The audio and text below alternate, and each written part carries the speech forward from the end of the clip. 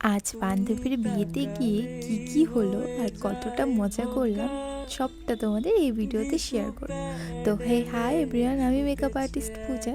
তো অনেক দিন পর তোমাদের সাথে আবারও একটা ব্লগ শেয়ার করছি। তো দিনটা ছিল 25শে নভেম্বর। সেই দিন আমার কাজ ছিল বারোবিশা বটতলাতে, আর আমরা এই বিকেল 4টে নাগাদ বেরিয়ে যাই ব্রাইডাল লোকেশনে।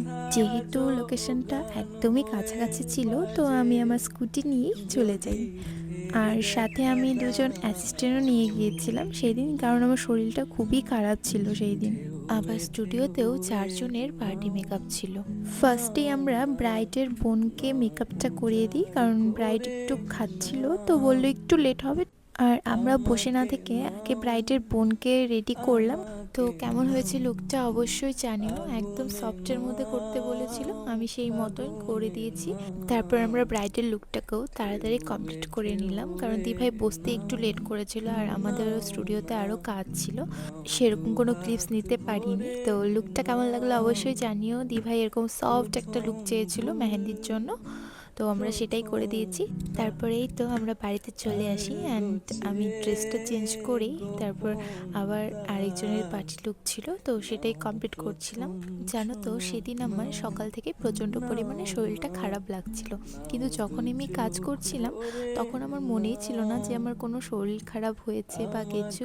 কিন্তু যখন কাজটা শেষ হয়ে যায় তখন যেন আবার শরীরটা খারাপ লাগতে শুরু করে। তো তোমাদের সাথেও কি এরকমটা হয়? আমাকে জানিও তো। তো এই তো আমাদের প্রত্যেকটা লুক কমপ্লিট। তো সবকটা লুক তোমাদের কেমন লাগলো অবশ্যই জানিও। আর তোমরা যদি তোমাদের স্পেশাল ডেতে এরকম সুন্দর সুন্দর লুক করতে চাও, তো ঝটপট স্ক্রিনে দেওয়া নাম্বারে কল বা হোয়াটসঅ্যাপ করে বুকিং করে ফেলো। তারপরেই তো আমিও রেডি হয়ে যাই ঝটপট। আমার তো একদমই শরীর ভালো লাগছিল না যে বিয়ে বাড়িতে যাব, কিন্তু যেহেতু ফ্রেন্ডের বিয়ে আর এত বারবার করে বলেছে, আর আমরা যে ফ্রেন্ডরা যাব তারাও এত বার করে ফোন করছিল যে না তোকে যেতেই হবে, তোকে ছাড়া যাবই না।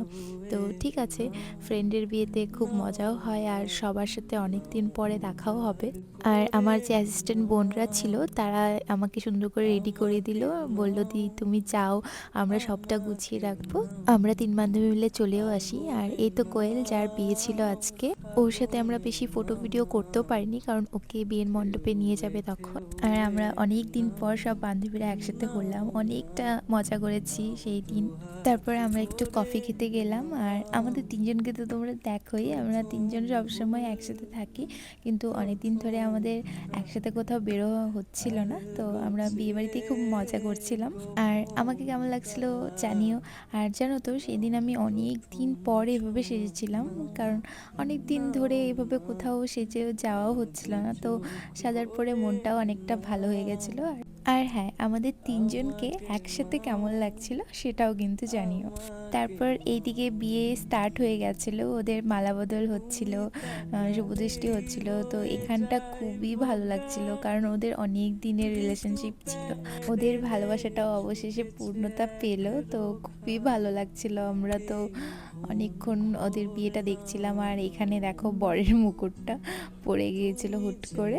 তারপর আমরা অনেকটা বিয়ে দেখে তারপর না অনেকটা রাত হয়ে যাচ্ছিল। আর পরের দিন আমার প্রচণ্ড কাজের চাপ ছিল, আর সারাদিন যেহেতু কিছু খাওয়াও হয়নি, অনেকটা খিদে পেয়ে গেছিলো। তো আমরা খেতে বসে পড়লাম।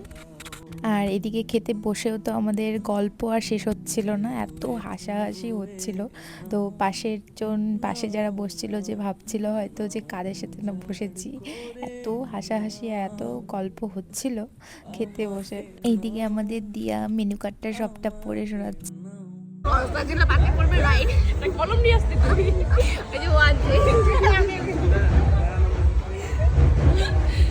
তারপরে যে আমরা খাওয়া দাওয়া করে বেরিয়ে পড়লাম। তো ভিডিওটা কেমন লাগলো অবশ্যই জানিও। দেখা হবে নেক্সট ভিডিওতে।